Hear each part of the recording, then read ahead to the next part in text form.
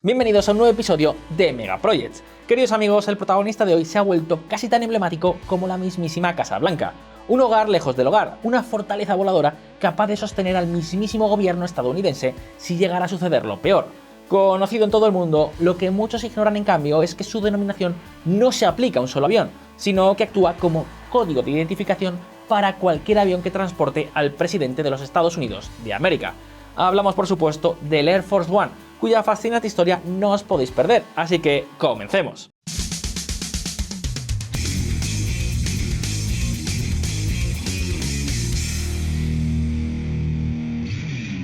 El Air Force One es un símbolo brillante del poder y prestigio de la gran potencia norteamericana. Actualmente encontramos dos Boeing VC-25A considerablemente personalizados cuya misión es actuar como el Air Force One.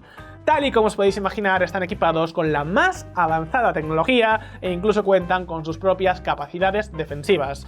Pero un momento amigos, porque la historia del Air Force One se remonta décadas atrás en el tiempo, exactamente hasta la víspera de la Segunda Guerra Mundial. Desde entonces se ha convertido en una parte imprescindible de la historia norteamericana y por supuesto ha sido testigo de muchas historias dignas de ser contadas.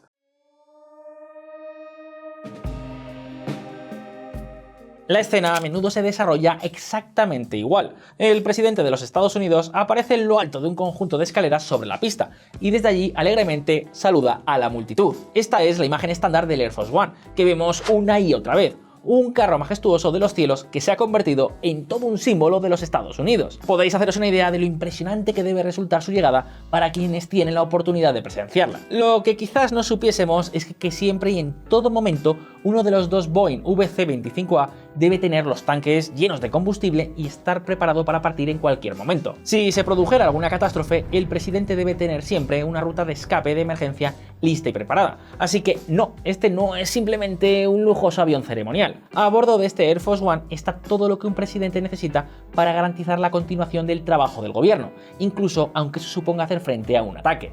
Y es que amigos, este avión, con un impresionante surtido de dispositivos de comunicación, puede funcionar fácilmente como un centro de mando móvil si surge la necesidad. La electrónica está diseñada para soportar un pulso electromagnético, al tiempo que la aeronave puede repostar combustible en pleno vuelo. Si es necesario, el Air Force One puede permanecer en el aire durante un tiempo más que considerable. Todo esto puede sonarnos como algo, no sé, un poco apocalíptico, pero si consideramos el tipo de hipotéticos planes amenazantes y destructivos que se alumbraron durante la Guerra Fría, creo que todos podemos entender por qué existen tales procedimientos.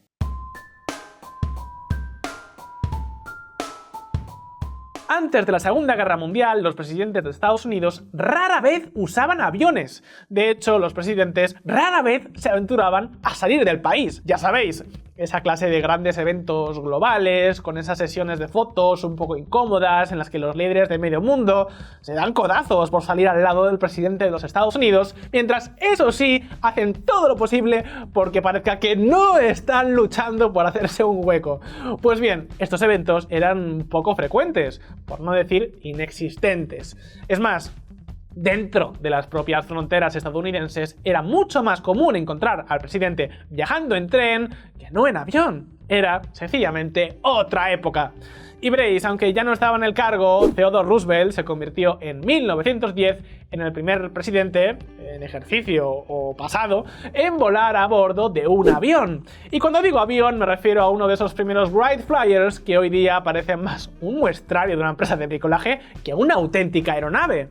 Lo cierto es que fue su primo, en quinto grado, Franklin Delano Roosevelt, quien se convirtió en el primer presidente en el cargo en aventurarse a usar los cielos. Un Douglas Dolphin, un hidroavión anfibio, fue el primer avión que se compró oficialmente para cumplir con el papel específico de transportar al presidente. Fue en el año 1933 y lo cierto es que no está del todo claro si Roosevelt lo utilizó alguna vez. Desde luego, sus primeros vuelos registrados no fueron a bordo de una aeronave personalizada y fuertemente protegida como la que vemos actualmente, sino en aviones comerciales, con el pequeño detalle, eso sí, de que no había más pasajeros que el propio presidente y su equipo. En 1943, por ejemplo, un hidroavión Boeing 314 de la Pan Am realizó 3 escalas para transportar al presidente hasta la conferencia de Casablanca en Marruecos.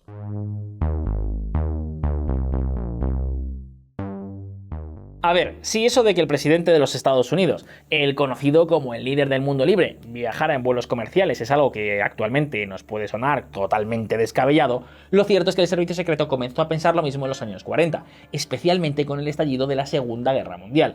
De esta forma, la primera elección para un Air Force One que presentó la Fuerza Aérea fue un C-87A, un avión de transporte basado en la misma forma y estilo que el bombardero pesado B-24 Liberator. Se le dio el indicativo de llamada Guess Where To, aunque parece que se precipitaron un poquito. Tras una revisión exhaustiva, la aeronave fue rechazada por el propio servicio secreto, y no quedó muy claro si lo rechazaron por no ofrecer la suficiente seguridad o porque, no sé, alguien debió darse cuenta de que eso de llevar de aquí para allá al presidente Roosevelt en plena guerra mundial a bordo de una aeronave demasiado parecida a un bombardero, pues como que quizás no era la mejor idea.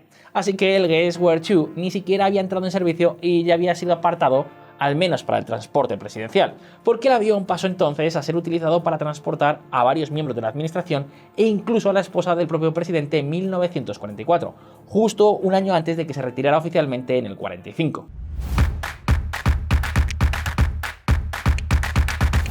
En lugar del C-87A se eligió un Douglas C-54 Skymaster como el primer avión oficial del presidente de los Estados Unidos.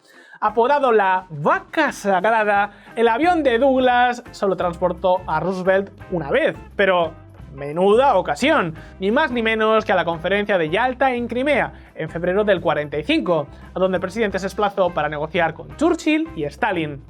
Desconocemos si el caviar que se comió en Yalta estaba alineado con polonio o no, pero lo cierto es que 2 meses después, Roosevelt moría como consecuencia de una hemorragia cerebral fulminante. Fue reemplazado como presidente por Harry Truman. Ojo, no el Truman del show, sino el presidente del que ya os hemos hablado aquí en Megaprojects con el proyecto Manhattan. Pues bien, Harry Truman, continuando la tradición, también cambió de nuevo en 1947 de avión presidencial. Esta vez se escogió un C-118 Liftmaster al que se llamó Independence, por la ciudad de Missouri donde se había criado el presidente. Truman fue sucedido por Dwight Eisenhower en el 53.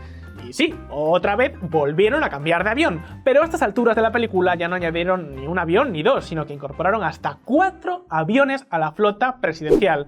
Esto incluyó 2 Lockheed C-121 Constellation que recibieron el nombre de Columbine 2 y Columbine 3. Si os estáis preguntando qué pasó con el primer Columbine, me temo que aquí no puedo ayudaros, pero sí que puedo aclararos que lo de llamarles Columbine viene de la flor típica del estado de Colorado, que fue el estado adoptivo de Mamie, la esposa de Eisenhower. Junto a los Constellation más grandes había 2 aviones más pequeños conocidos como Aero Commanders, que podían usarse para viajes cortos. Pero fue el Columbine 2 el que tiene el honor de haber pasado a la historia como el primer avión en llevar el indicativo de llamada Air Force One. Esta denominación tan emblemática surgió debido a un incidente que tuvo lugar en los cielos de Nueva York en el 53. Aquel día 2 aviones entraron en el mismo espacio aéreo, uno que llevaba al presidente Eisenhower con el indicativo de llamada Air Force One 8610 y otro, un avión de pasajeros con el indicativo Eastern Airlines 8610. Creo que ya podéis haceros una idea de por dónde van los tiros. El control de tráfico aéreo no tenía ni la más remota idea de que un avión que transportaba al presidente se encontraba en su espacio aéreo. Y lo peor es que confundió a las 2 aeronaves, lo que provocó que ambas fueran dirigidas al mismo lugar. No estamos completamente seguros de hasta qué punto estuvieron demasiado cerca de estos 2 aviones, pero la confusión y el casi accidente que casi se provoca llevaron a la conclusión de que el avión del presidente necesitaba tener su propio indicativo de llamada, uno que fuera único. Y así es como nació el Air Force One.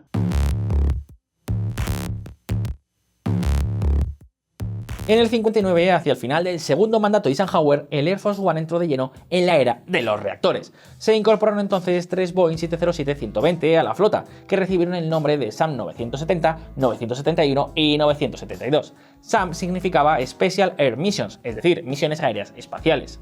Fue a bordo del SAM 970 cuando Eisenhower realizó su gira Flight to Peace en diciembre del 59, visitando 11 naciones asiáticas en solo 19 días. Recorrió en total 35.000 kilómetros, distancias que nadie hubiera podido imaginarse tan solo un par de décadas antes. En 1962, ahora ya bajo la presidencia de John Fitzgerald Kennedy, la Fuerza Aérea compró otro avión, esta vez un Boeing C-137 Stratoliner, que se convirtió en el SAM 26000. Este avión, amigos, costó en su momento 8 millones de dólares, el equivalente hoy a unos 69 millones. Pero un momento, porque lo cierto es que se decía que Kennedy no estaba del todo satisfecho con su decoración, tanto en lo que respecta al interior como a su apariencia externa. Lo describió como demasiado majestuoso, y es que parece ser que el diseño rechazado abusaba mucho de los colores rojo y dorado. También tenía el nombre de la nación estampado en letras mayúsculas en su costado. En fin, fuera como fuese, a Kennedy no le gustó, así que contrató al diseñador industrial estadounidense nacido en Francia, Raymond Loewy, para diseñar un nuevo exterior para el avión. Loewy optó por dos tonos distintos de azul, un azul pizarra, que se suponía que representaba la República temprana, mientras que el tono cian representaba el presente y el futuro, cosas de diseñadores. Luego, el diseño del texto también se cambió. Loewy se remontó hasta la Declaración de Independencia para poder ver cómo se imprimió por primera vez el nombre de la nación estadounidense.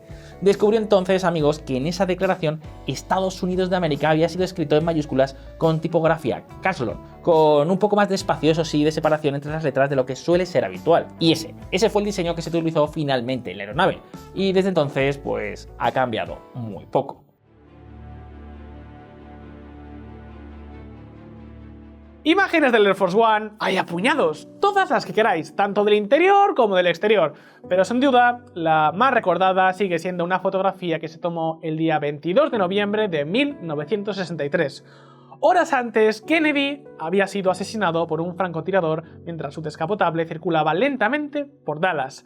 Y aunque no todo el mundo estaba de acuerdo con la rapidez con la que el nuevo presidente debía tomar juramento, por una cuestión de respeto hacia el presidente asesinado, finalmente se tomó la decisión de llevar a cabo la ceremonia a bordo del Air Force One. Amigos, la fotografía de Lyndon B. Johnson prestando juramento junto a Jackie Kennedy, con su abrigo aún manchado por la sangre de su esposo, es una imagen simbólica que tuvo la intención de mostrar que, a pesar de la tragedia, el poder del presidente estadounidense y de su gobierno continuaba con pleno vigor y todo volvía a estar en orden. O esa, al menos, ha sido siempre la versión oficial. Es doloroso pensar qué le pudo pasar por la cabeza en ese momento a Jackie Kennedy. Dicen que la cara es el espejo del alma, y en la imagen su rostro es una mezcla que muestra tanto tristeza como desolación. El caso es que cuando el Air Force One despegó ese triste día desde Dallas en su regreso a Washington, en su interior transportaba un presidente nuevo y el cuerpo del anterior.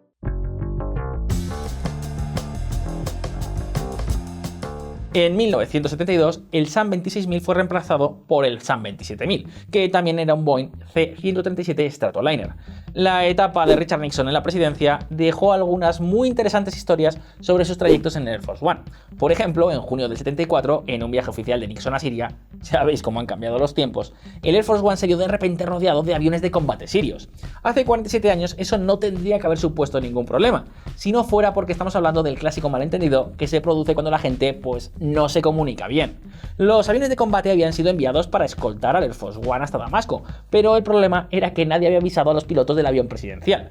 Como podéis imaginaros, el Air Force One inició entonces maniobras evasivas para intentar librarse de los jets, y así estuvieron durante al menos 7 minutos, con el piloto del Air Force One, el coronel Ralph Albert Tashi, ladeando el avión violentamente de un lado a otro antes de elevarse repentinamente. Está claro que los sirios fliparon. Debieron pensar que al bueno de Ralph se le había ido la mano con el whisky al más puro estilo Johnny Depp. En fin, al final llegó a los pilotos la comunicación de que aquellos aviones de combate eran de hecho aviones amigos, y el Air Force One aterrizó a salvo en Damasco. Claro que no habían pasado ni 2 meses desde este incidente cuando Nixon dimitió. Se dice que fue por el Watergate, pero quién sabe, quizás el susto que se llevó tuviera algo que ver. Bromas aparte, otra historia curiosa se produjo precisamente horas después de que Nixon renunciara a la presidencia. El avión cambió de indicativo en pleno vuelo, y es que, veréis, a pesar de que ya no era presidente, el avión que ese día trasladaba a Nixon hasta California todavía era oficialmente el Air Force One cuando partió de Washington. Sin embargo, mientras estaba en el aire, el presidente Ford prestó juramento, lo que llevó al coronel Albert Tashi, Ralph para los amigos de Megaproject, a solicitar que el control del tráfico aéreo en Kansas City cambiara el distintivo de llamada de la aeronave de Air Force One a SAM 27000, mientras se encontraba precisamente atravesando Kansas. Luego, bajo la presidencia de Ronald Reagan, se compraron 2 Boeing 747, pero no llegaron hasta que su sucesor, George Herbert Walker Bush padre para entendernos, asumió el cargo. Estos aviones, que son los que hoy en día conocemos, llegaron con numerosas actualizaciones tecnológicas, y por primera vez el Air Force One pasó a estar protegido ante un pulso electromagnético, algo de lo que os hablaremos cuando abordemos la última versión de este Air Force One.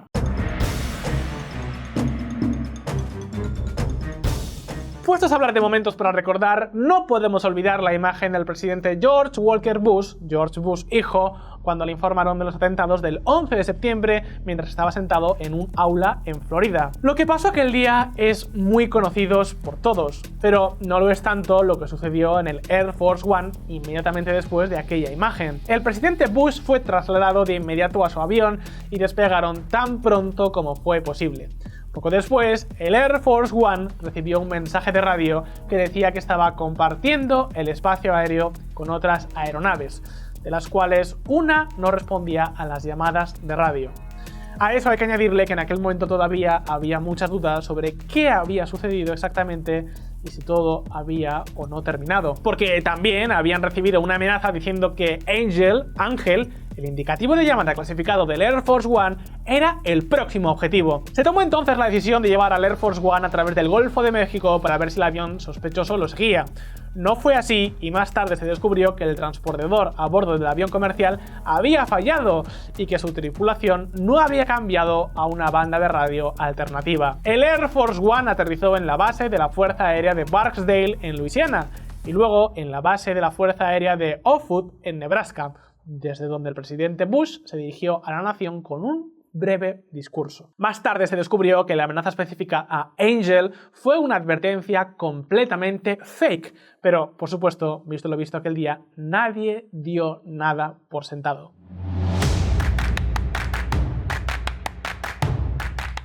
Bueno, ya os hemos contado bastantes cositas, así que ha llegado el momento de echar un vistazo más detallado al Air Force One moderno.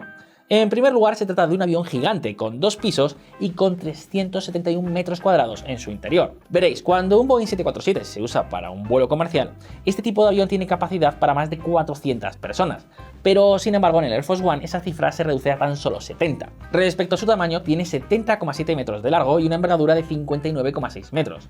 En su interior, el Air Force One tiene habitaciones para el presidente y su familia, salas de conferencias, que además hacen de comedores, y oficinas. Normalmente un viaje al extranjero a bordo de este avión incluye al personal presidencial, los medios de comunicación escogidos y, por supuesto, el batallón del servicio secreto que protege al presidente. A ver si os vais a pensar vosotros que todos los presidentes son como Harrison Ford jugando al escondite con Gary Oldman y sus terroristas kazajos. No veo a Joe Biden haciendo esas cosas. Además, sin comunicar el Air Force One es complicado. Los que están a bordo pueden permanecer conectados a través de cualquiera de las 85 líneas telefónicas del avión mientras se mantienen al día gracias al internet vía satélite. En fin, otro dato interesante. Su capacidad de combustible significa que este avión tiene autonomía para dar el 25% de la vuelta al mundo sin necesidad de tener que repostar, algo que además puede hacer mientras vuela. Asimismo, tal y como os avanzamos antes, el Air Force One está protegido contra un pulso electromagnético gracias a que toda la sección frontal de la aeronave funciona básicamente como un escudo reforzado, al tiempo que todos los componentes electrónicos a bordo cuentan con su propia protección individual. Luego, en términos de autodefensa, este avión tampoco se queda atrás. Ahora bien, es verdad que esto que os vamos a contar no se ha confirmado por razones obvias. Como os podéis imaginar, el gobierno de Estados Unidos pues no quiere que el mundo sepa con qué defensas cuenta exactamente el Air Force One y con cuáles no.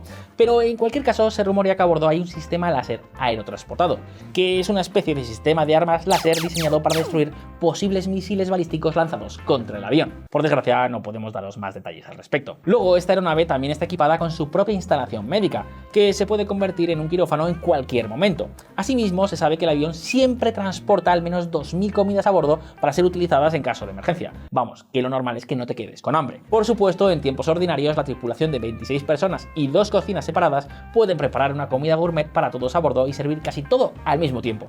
Esta es una operación bien engrasada, sobre todo en tiempos de Donald Trump. Pero para ser un avión tan grande también es rápido. El Air Force One es capaz de alcanzar velocidades de hasta Mach 0,85, es decir, 1.049 km/h, y tiene un techo de vuelo de 13.747 metros, ambos comparables a los 747 comerciales en uso. Bien, a estas alturas del vídeo probablemente no os sorprenderá saber que volar una aeronave así no es algo precisamente barato. Durante la presidencia de Obama, y suponemos que actualmente es más o menos igual, operar el Air Force One costaba a los contribuyentes estadounidenses la desorbitante cifra de $206.337 por hora.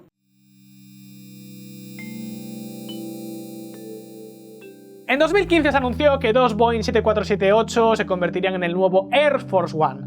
Pero un momento, porque una vez que el coste estimado de 4.000 millones de dólares se hizo público, la Fuerza Aérea estadounidense comenzó a buscar alternativas más baratas. De esta forma se compraron dos 7478 a Transaero, una aerolínea rusa en quiebra.